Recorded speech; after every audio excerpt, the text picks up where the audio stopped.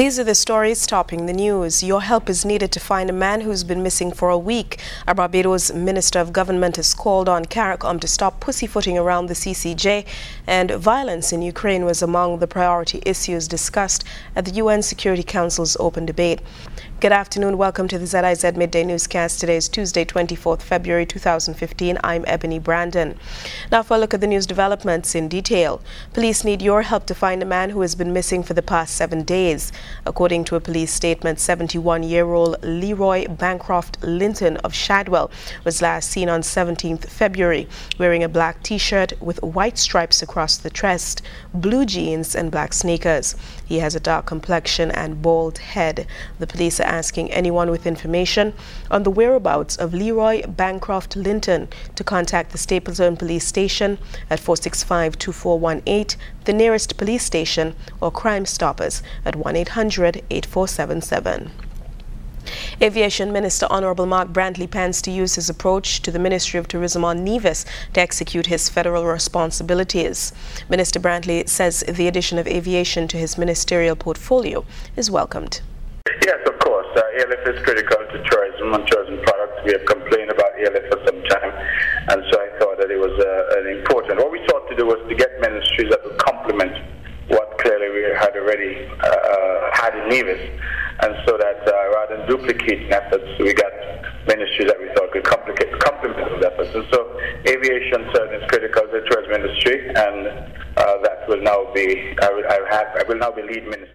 Just 1 month remains until the 5th annual Black Sand Bangalang Festival begins. The community festival, which is organized by members of the Sandy Point Spirit Group, will run from March 27th to April 12th.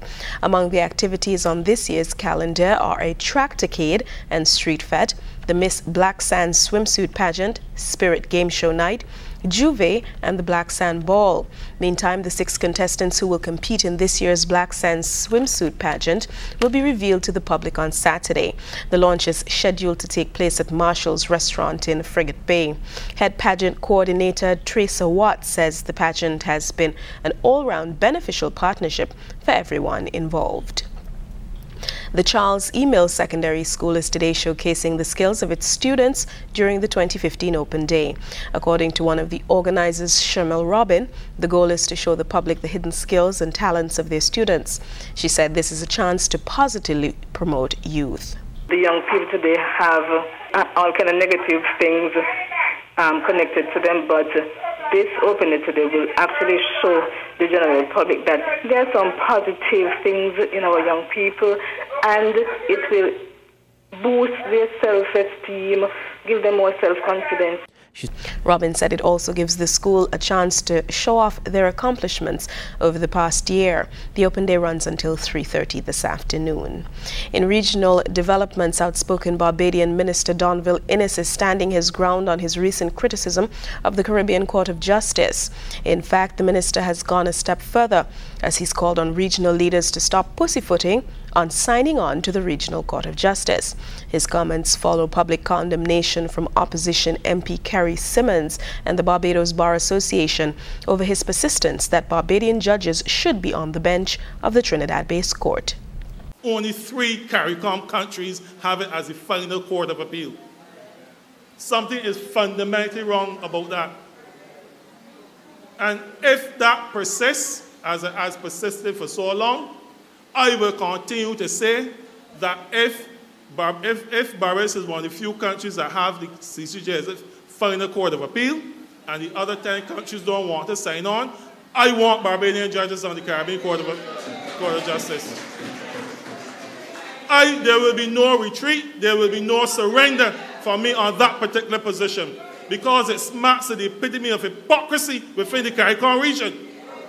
That countries that have not agreed to have the Caribbean Court of Justice as their final court of appeal can control that court. If that is the case, we might as well stay with the Privy Council. Venezuelan President Nicolas Maduro Moros is in Trinidad today to hold bilateral talks with Prime Minister Kamla Bissesa. High on the agenda will be energy discussions between the two countries. Venezuelan Energy Minister Asdrubal Chavez and his local counterpart Kevin Ramnarine are among the delegations named for the bilateral discussion to be held. A total of 95 Venezuelans will be making the trip with Maduro, including 7 government ministers, security personnel, and 20 members of the media. In international developments, the violence in Ukraine was top of the agenda at the United Nations Security Council's open debate on peace and security. Russian Foreign Minister Sergei Lavrov and his Ukrainian counterpart Pavlo Kimklin were both in attendance. On the sidelines of the conference, Kimklin told Al Jazeera that he wants European Union or United Nations monitors to be sent to Ukraine. Al Jazeera's diplomatic editor James Bays reports from the United Nations.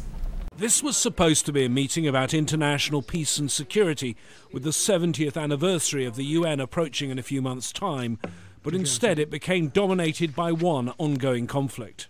Russia, represented by Foreign Minister Sergei Lavrov, was one of the first countries to speak, and he mentioned Ukraine only briefly. But many other countries used their speeches to highlight recent violence and to blame Russia for it.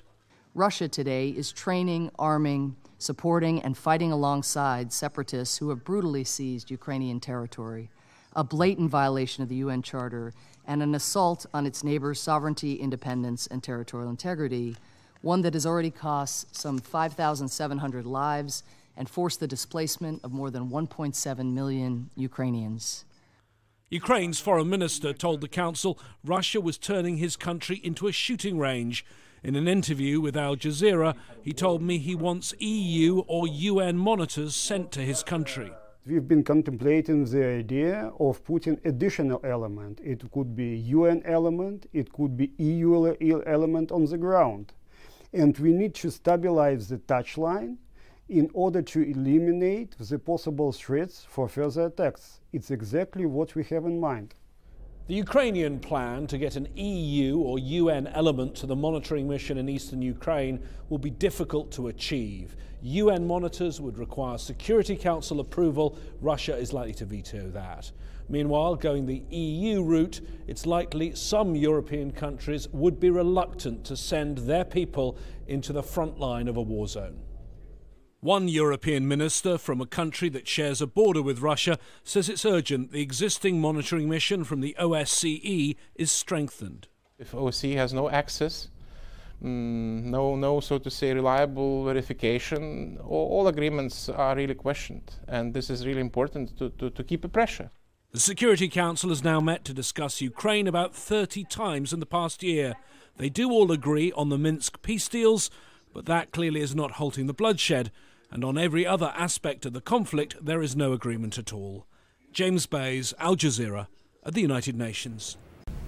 2 Australian men due to be executed in Indonesia have had their appeals for clemency rejected by a Jakarta judge. Andrew Chan and Myuran Sagmuran are among 7 others on death row for trying to smuggle heroin from the resort island of Bali to Australia.